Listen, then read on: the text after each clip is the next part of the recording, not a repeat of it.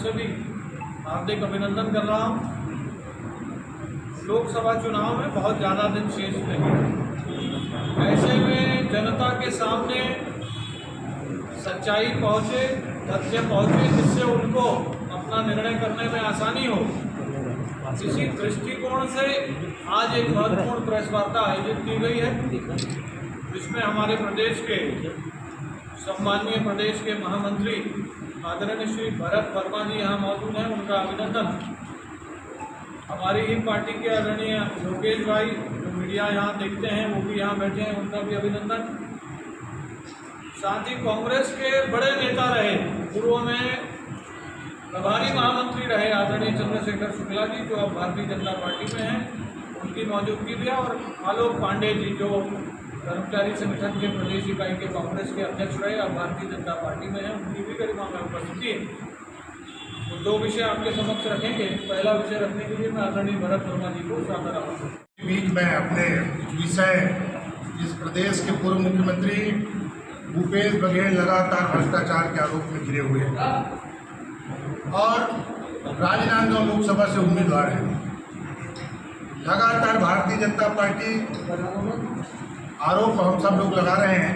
आज मैं आप सबके बीच में उसके जो आरोप हैं, वो आरोप सौम्या चौरसिया को लेकर लगातार जब गिरफ्तार हुए उस समय कहा कि ये हम सबको ये विषय लगातार लगाते रहे, लेकिन आज आप सबको मालूम है इस प्रदेश में 16 माह से इसके पूर्व उप सचिव गिरफ्तार है, लगातार भ्रष्टाचार के आरोप में गिरफ्तार हैं। एक तरफ अभी आप सब लोग देखें राजनांदगांव में यहाँ के पूर्व जिला सहकारी केंद्रीय बैंक के अध्यक्ष नवाज खान के ऊपर भी लगातार भ्रष्टाचार के आरोप लगे हुए हैं। एक तरफ यहाँ इस प्रदेश में समीर बिश्नोई जी के ऊपर भी लगातार भ्रष्टाचार के आरोप हैं। इन सब विषय को लेकर आज भारतीय जनता पार्टी के हमारे सभी साथीगण के माध्यम से सब प्रेस में उपस्थित हैं और जनता के बीच अपने बात को हम ले जाना चाहते हैं, क्योंकि कुछ 2 दिन बाद इस राजनांदगांव लोकसभा के चुनाव हैं। मैं आम जनता से अपील भी करना चाहूँगा, क्योंकि इस प्रदेश में भूपेश बघेल यानी छत्तीसगढ़ को लूटने वाले एक तरफ नवाज खान सौम्या चौरसिया है, एक तरफ समीर बिश्नोई है। क्या हम इसको वोट देंगे? मैं पूछना चाहता हूँ। एक तरफ भूपेश बघेल लगातार भ्रष्टाचार, गरीब जनता के पैसे के लूटकर इस प्रदेश में कितना प्रतिशत भूपेश बघेल के खाता में गए हैं और कितने प्रतिशत सौम्या चौरसिया के बीच में गए हैं, ये भी मैं भूपेश बघेल से जानना चाहूँगा। साथ में आज आप सबको मालूम है नवाज खान, सौम्या चौरसिया, फिर अनिल टुटेजा या फिर विनोद वर्मा या आपके विभाग के अधिकारी समीर बिश्नोई, ये सभी भ्रष्टाचार के गंभीर आरोप में या तो जेल में है या बेल में है। इनसे आपका सीधा संबंध तो क्या है? इन सब के ऊपर लगे आरोप में हिस्सेदारी है क्या, ये मैं पूछना चाहता हूँ। अगर हिस्सेदारी है तो इन सब की वकालत क्यों लगातार आपके बयान आते रहे और आप इनके साथ क्यों खड़े रहे? क्योंकि शुरुआती दौर में आपने ही हमको आरोप लगाए थे कि ये गिरफ्तारी गलत है और आज आप सौम्या चौरसिया की वकालत कर रहे हैं। मैं इन्हीं विषय को लेकर भूपेश बघेल से, चूँकि मैं पत्र लिखा था, आज तक जवाब नहीं दिए हैं, जवाब मैं चाहता हूँ आपके माध्यम से। भूपेश बघेल एक तो बताएं कि ये कितने भ्रष्टाचार इस प्रदेश में अनुसूचित जाति, जनजाति, पिछड़ा वर्ग समुदाय के हमारे जनजाति समूह हैं, उसको लूटने के काम इस प्रदेश के पूर्व मुख्यमंत्री भूपेश बघेल ने किए हैं। और क्या हम ऐसे पूर्व मुख्यमंत्री को राजनांदगांव के उम्मीदवार हैं, क्या हम ऐसे मुख्यमंत्री को वोट देंगे? मैं आम जनता से आपके मैं उससे जवाब चाहता हूँ। ये पहला जनता पार्टी कार्यालय में भाजपा संचार विभाग के प्रमुख भाई अमित चिन्नाजी जी, प्रदेश भाजपा के महामंत्री आदरणीय भरत वर्मा जी, अनिल टुटेजा के ऊपर अभी अबकारी मामले में जांच चल रही है। जो घोटाले की बात आ रही है उससे कई गुना बड़ा है।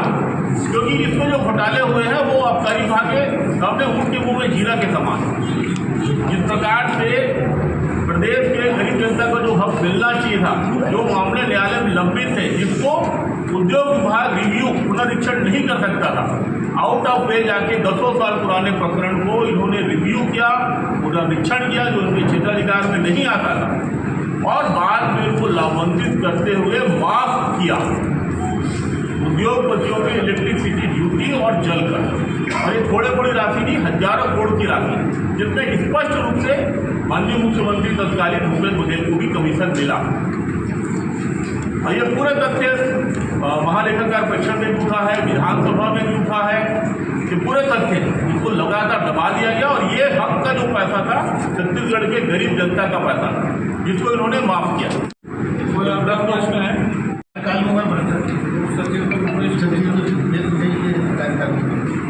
विवेक भान नाम के जो चीफ सेक्रेटरी हुए हैं, वो पहले से भ्रष्ट आचरण था उनका, भाजपा उनको क्यों बचाते हैं? देखिए, इसमें मैं आपको थोड़ा एड ऑन करना चाहता हूँ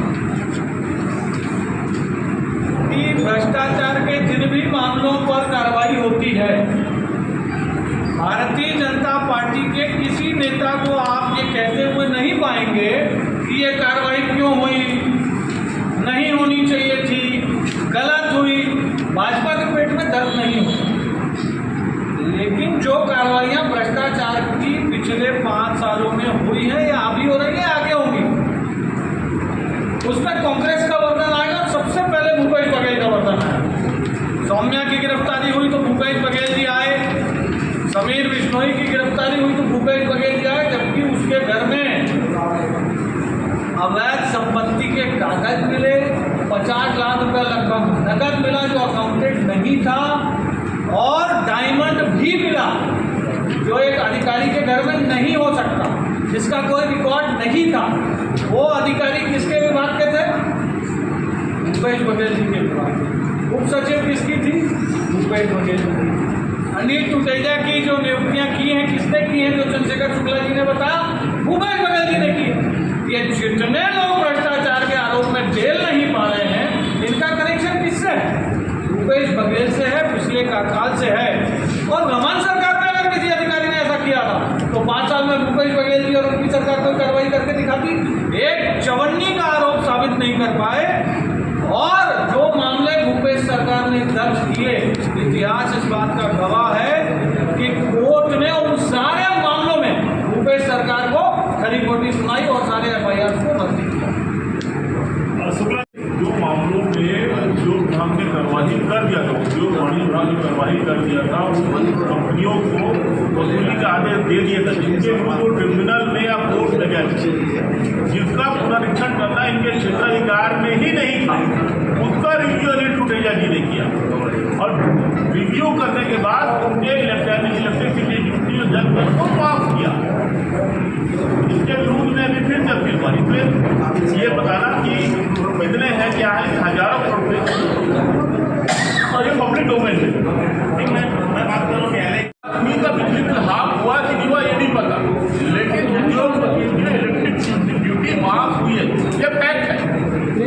और ये तब जब मोदी सरकार रमन सिंह ने ईमानदारी से काम करते हुए दंडित किया, उसका इन्होंने रिव्यू किया।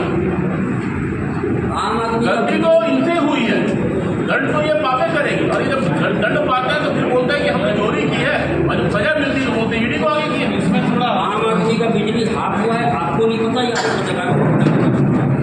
उद्योगपतियों का फर्जी तरीके से इलेक्ट्रिसिटी माफ हुआ है, ये फैक्ट है। मेरा विषय ये है कि चोरी आपने की है, चोरी को आपने प्रश्रय दिया, आपने चोर को चोरी का करने के बाद हिस्सेदारी लेके भागने का पूरा अवसर दिया। मेरा आरोप है कितने लोगों का किसका माफ किया है? 30-40 उद्योगपति जैसे बिजली हाफ की बात सवाल था, ये लोगों का चर्चा है। हाँ, कोई बात नहीं है, लोगों की चर्चा है तो उस पर मैं जवाब देना चाह रहा हूँ आपको। मैंने अगर कोई भ्रष्टाचार करे और अवैध संपत्ति रखे और नकदी रखे जो अनअकाउंटेड हो, तो क्या करना चाहिए? उसका आरती उतारना चाहिए। मेरा सीधा प्रश्न है, ये किसी व्यक्ति विशेष से मैं नहीं पूछ रहा। मैं पेशे से एक चार्टर्ड अकाउंटेंट भी हूँ और महालेखाकार का एक सलाहकार भी रहा। तो मेरा ये सबके समक्ष प्रश्न है कि कोई भ्रष्टाचार करे तो क्या करना चाहिए? बिल्कुल ठीक है, कार्रवाई होनी चाहिए। कार्रवाई होनी ठीक है, मैं पूरा कर लूँ, मैं पूरा कर लूँ और आप और मैं पूरी बात करेंगे, उससे पहले उठेंगे। ये मेरा वादा है। आ जाओ। हाँ, कोई दिक्कत नहीं।